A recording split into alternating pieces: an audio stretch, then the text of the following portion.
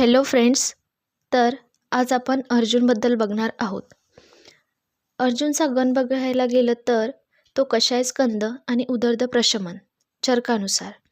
त्याचा कुल Combretaceae, Latin name Terminalia अर्जुना. आता त्याचे पर्याय बघूया. धवल, ककुब, इंद्रदू, वीरवृक्ष, नदीसर्ज, महिसह, करणारी.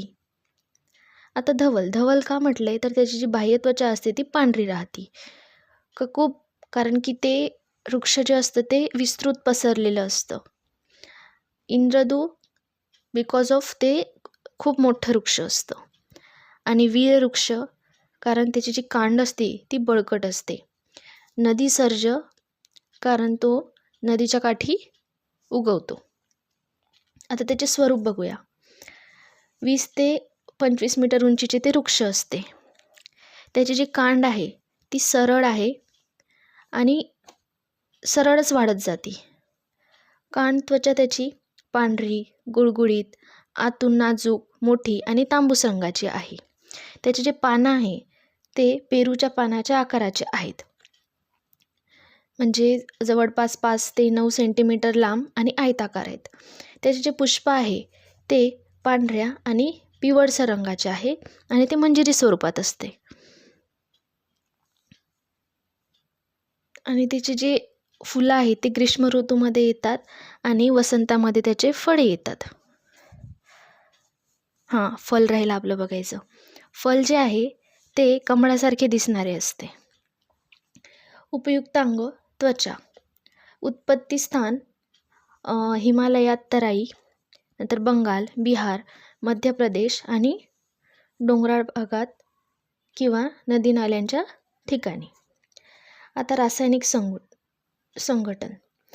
रासायनिक संघटनमध्ये आपण बघितलं की त्याचे उपयुक्तांग त्वचा आहे. तर त्यामध्ये अर्जुनेटिन, फ्रायडिलिन ही तत्वे, नंतर बीसिस्टेस्टेरॉल, इलेगिक व अर्जुनिक ॲसिड, टॅनिन, कॅल्शियम, मॅग्नेशियम व ॲल्युमिनियम इत्यादी घटक असतात. आता त्याचा रस कषाय रसाचं असते. विपाक हा कटू असतो आणि वीर्य शीत असते. त्याचे मुख्य गुण बघायला गेलं तर लघु आणि वृक्ष गुणाचा असतो. त्याचे जे प्रभावकारी आहे ते आहेत हृद्य. आता प्रमुख कार्य व उपयोग बघूया. आता कफपित्त हृदरोगात बल देण्यासाठी अर्जुनाचा वापर केला जातो. त्याचप्रमाणे तो शोथग्न म्हणून सुद्धा त्याचा वापर केला जातो. दोषग्नता कफग्न आहे कारण की कषाय रस आहे आणि लघुवृक्ष गुण आहेत. पित्तग्न आहे कारण की कषाय आणि शीत आहे पण वात वाढवणारा आहे. आता त्याचे स्थानिक कार्य बघूया. कषाय रसामुळे रक्तस्तंभन होते, संधानीय आहे आणि व्रणरोपण आहे. त्यामुळे व्रणांवर स्वरस किंवा चूर्ण लावावे. अस्थिभंग असल्यास लेप करावा. आगंतुशोथ आणि शूल यासाठी सुद्धा लेपाचाच उपयोग सांगितलेला आहे. आता अभ्यंतर. कषाय रसाने पुरीश व रक्त स्तंभनाचे कार्य करतो म्हणून रक्तातिसार आणि रक्तार्शात त्याचा वापर होतो. आता प्राणवह. कफग्न असल्यामुळे क्षयज कास आणि उरक शतात उपयोगी. क्षयज कासात रक्त थांबवण्यासाठी वासापत्र प्रभावित अर्जुन चूर्ण वापरतात आणि अनुपान म्हणून गोदुग्ध आणि साखर द्यावा. रसरक्तवह आणि मांसवह. कषाय रस असल्यामुळे रक्तशुद्धीकर आहे आणि त्यामुळे ते रक्ताचे स्तंभन करते. रक्तातील पित्त व क्लेद यांचा नाश करते. आता हृदरोग. कफपित्त हृदरोगात क्षीरपाक द्यावा. ओजक्षय झाल्यास हृदरोग हे लक्षण आपल्याला दिसून येते. त्यामध्ये अर्जुन सिद्ध घृत द्यावे. कफज हृदरोगात अर्जुन क्वाथ, त्रिकटू आणि निषोत्तर यांचा अवलेह द्यावा. अर्जुनामुळे ISD मध्ये रक्तवाहिनीमधील स्रोतरोध नष्ट होऊन ऋतक्षुल लक्षण दूर होते. हे त्याचे जे कार्य आहे ते प्रभावाने होते. रक्तपित्त, क्षय आणि शत. ऊर्ध्वक रक्तपित्त, उरक, शत यामध्ये अर्जुन त्वचेचे चूर्ण द्यावे. मुख, नासा, गुद यामध्ये अर्जुन क्षीरपाक साखरेबरोबर द्यावा. आता मेदोह. मेदोहमध्ये प्रमेह आणि मेदुरोग. आता कफपित्त प्रमेहात अर्जुनाचा काढा मध घालून द्यावा. त्याचबरोबर क्लेद व मेद याचे शोषण होते. तर अर्जुनामध्ये स्थिर गुण आहे, त्यामुळे मेद विकृती होते आणि साररूप जो मेद वाढला असतो तो कमी होतो आणि देहबल वाढते, जेणेकरून स्थौल्य कमी होते. आता अस्थिवह.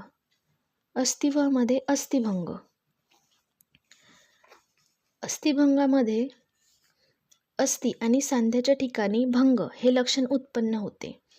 तर त्यासाठी अर्जुन चूर्ण दुधाबरोबर पोटात द्यावे. आता शुक्रार्तव. शुक्रस्तंभन असल्याने अर्जुनाचे चूर्ण आणि श्वेतचंदनाचा काढा शुक्रमेहात द्यावा.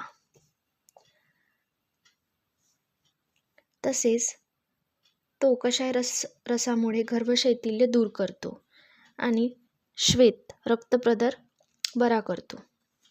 तर मात्रा. क्षीरपाकाची मात्रा 50 to 100 ml, स्वरसाची 10 to 20 ml, क्वाथ 50 to 100 ml, चूर्ण 3 to 6 ग्राम. आता कल्प. अर्जुनारिष्ट, अर्जुन घृत, अर्जुन क्षीरपाक, ककुभादी चूर्ण. ओके. आता आपण आंबाईक प्रयोग बघूया. आपण जसं बघितलं की तो रोपण कार्य करतो, त्यामुळे व्रणशोधन आणि रोपणामध्ये अर्जुनाच्या सालीचा काढा व्रणधावन करण्यासाठी वापरावा. अस्थिभंगामध्ये जसं आपण आत्ताच बघितलं चूर्ण आणि दूध वापरावे. पित्त व हृदरोगावर काढा व गाईचे दूध प्लस साखर म्हणजे तेच क्षीरपाक, अर्जुनाचा काढा क्षीरपाकाबरोबर द्यावा. रक्तातील सारामध्ये अर्जुनाची साल, दूध आणि मध हे द्यावा. आता याच्यामध्ये सुद्धा भेसळ होते, तर त्यामध्ये बार्क ऑफ टर्मिनालिया टोमेंटोसा हे अर्जुनाच्या सालीच्या ऐवजी वापरलं जातं. आता आधुनिक संशोधन निष्कर्ष बघायला गेलं तर हे अँटी एंगियल आहे आणि कार्डिओ प्रोटेक्टिव्ह इफेक्ट शो करतो.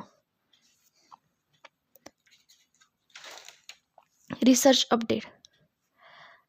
Inotropic, anti ischemic, antioxidant, BP lowering, anti platelets, hypolipidemic आणि अँटी हायपरट्रॉपिक आहे.